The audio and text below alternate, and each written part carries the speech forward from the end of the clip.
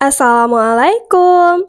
Ke Kebumen naik kereta, ke Sidoarjo, kota wisata. Ayo panen leguminosa, si hejo penyubur tanah. Hai semua, apa kabarnya hari ini? Semoga kita semua diberikan kesehatan, keberkahan, rezeki yang berlimpah, dan dimudahkan segala urusannya. Pagi ini temani ibu panen-panen lagi yuk. Pagi ini mau panen berbagai tanaman dari keluarga leguminosa.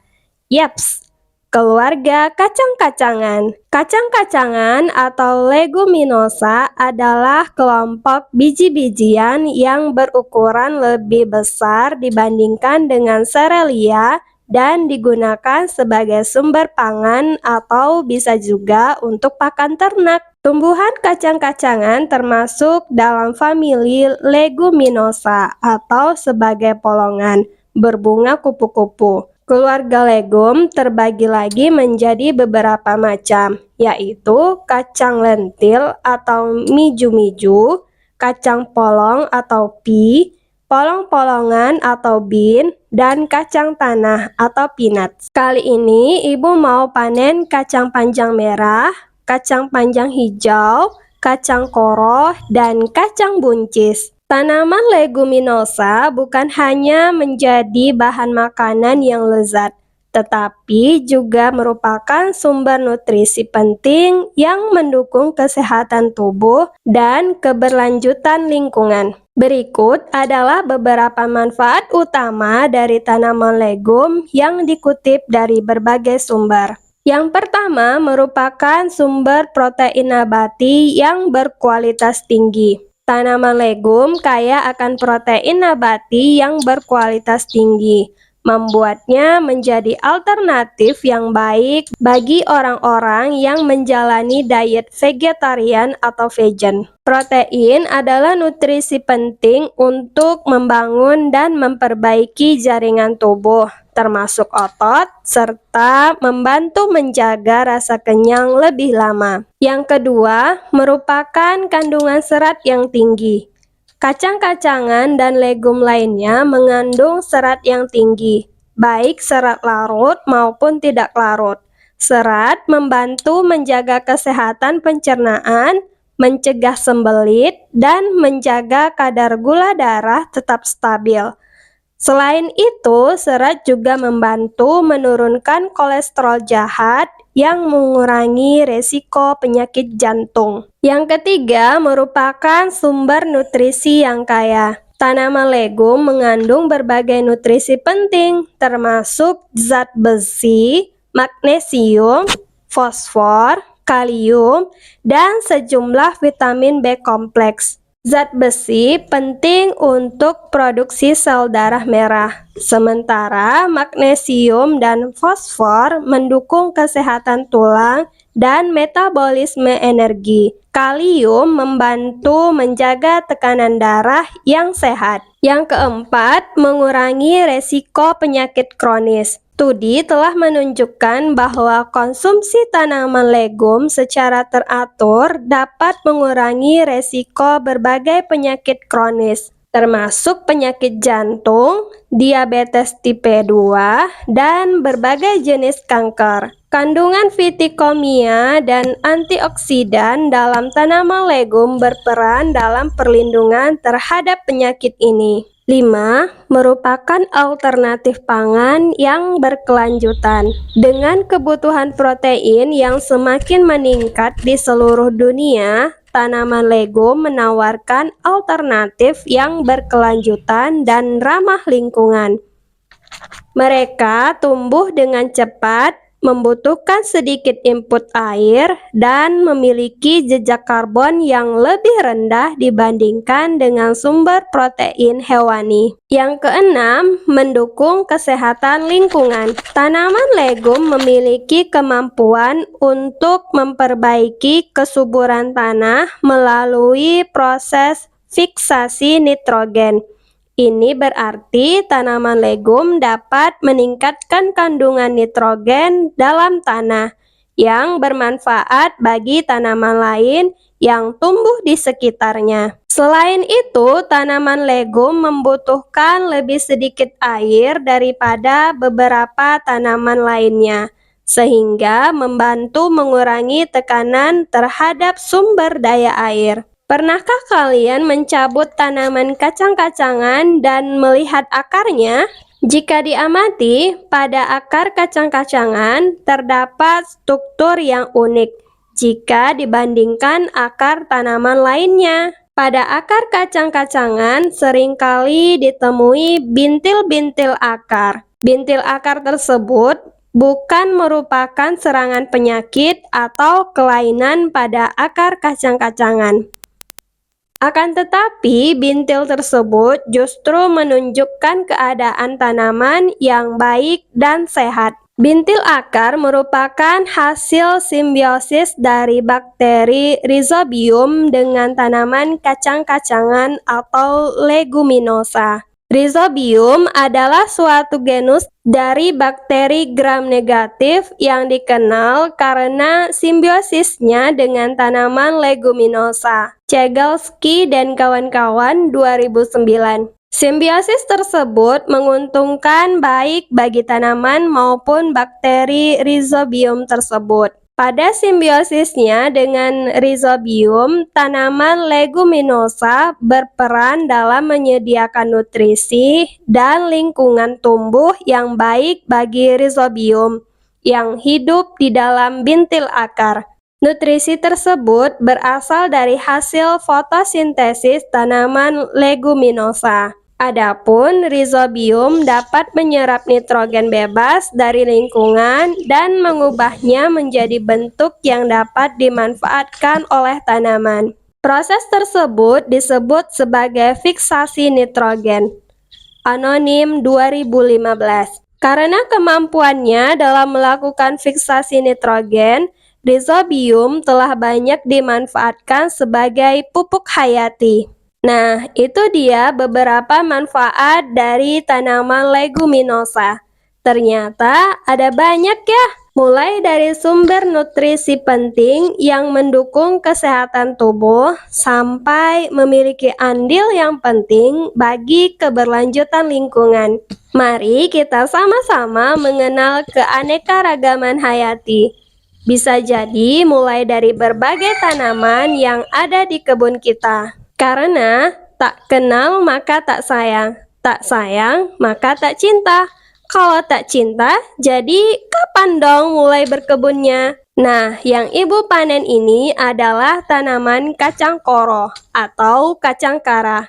Tanaman kacang koro memiliki batang merambat dan buah yang mengandung biji yang dapat dimakan.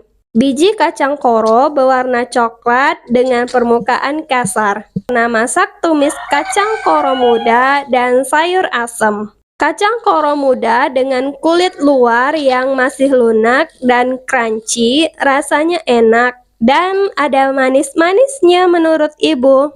Yang gak suka wajib cek deh, barangkali jadi doyan. Kacang koro mempunyai banyak manfaat loh bagi kesehatan. Di antaranya, yang pertama, kacang koro merupakan salah satu sumber protein nabati yang dapat menjaga kesehatan otak, menjaga kesehatan kulit, mengatasi gangguan tidur, menjaga kesehatan tulang, menjaga kesehatan jantung, dan masih banyak lagi. Alhamdulillah untuk hasil panen kacang koro muda kali ini. Nah, yang ini tanaman kacang buncis. Walau hasil buah buncisnya kurang maksimal karena bobot buahnya kecil-kecil, alhamdulillah disyukuri saja. Pentingnya mencoba, ya kan? Meskipun dari hal kecil. Berkebun itu memang susah-susah gampang ya. Kadang ibu menyemai beberapa benih, tapi yang berhasil sampai panen itu kadang cuma satu pohon, atau enggak 2 pohon. Dan kadang juga enggak ada yang berhasil panen sama sekali. Nah, kalau udah kayak gitu, biasanya dipengaruhi oleh multifaktor ya. Bisa dari benihnya atau faktor luar kayak cuaca, atau dari ibunya sendiri. Contohnya tanaman buncis ibu ini. Tanaman buncis umumnya ditanam dan tumbuh subur di dataran tinggi dengan udara sejuk tapi tetap ada matahari. Nah, di tempat tinggal ibu di Riau itu hampir dekat dengan laut. Udaranya panas, di atasnya minyak, di bawahnya juga minyak. Apa nggak panas tuh? Bedengkang cuy.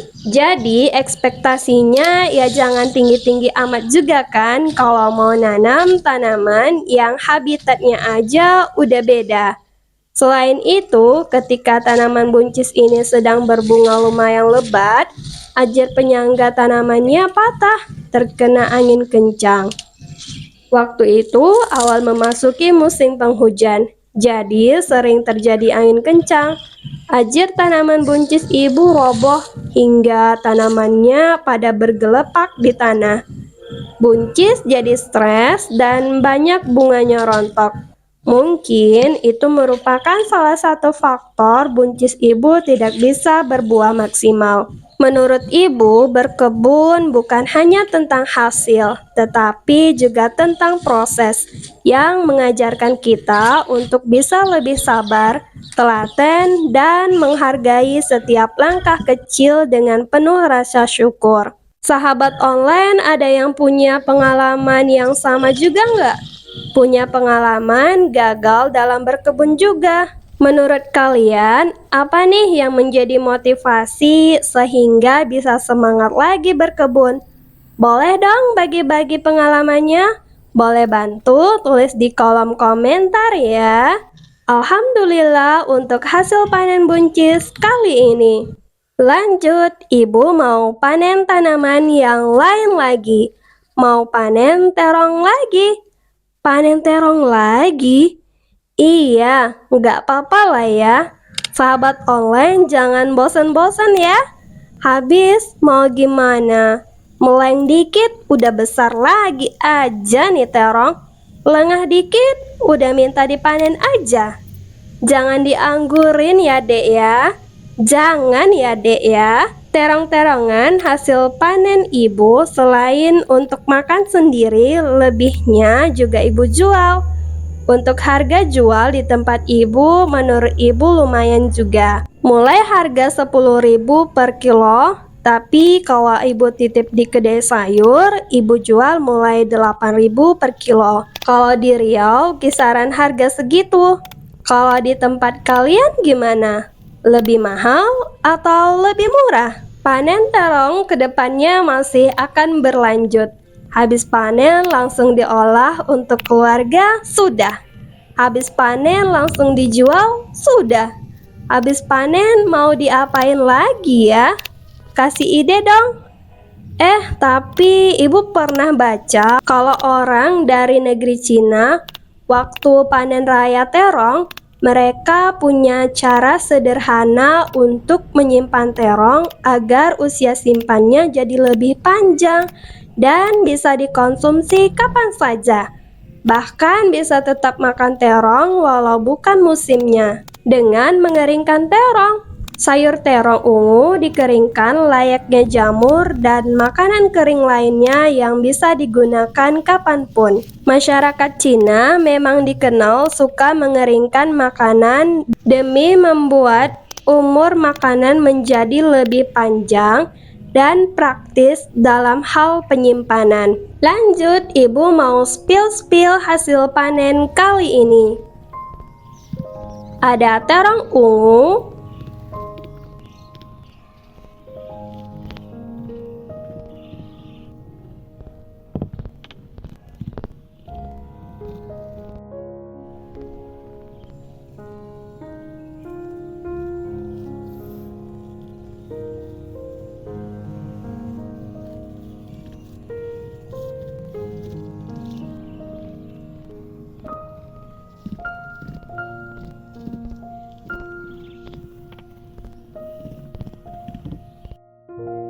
terong telunjuk,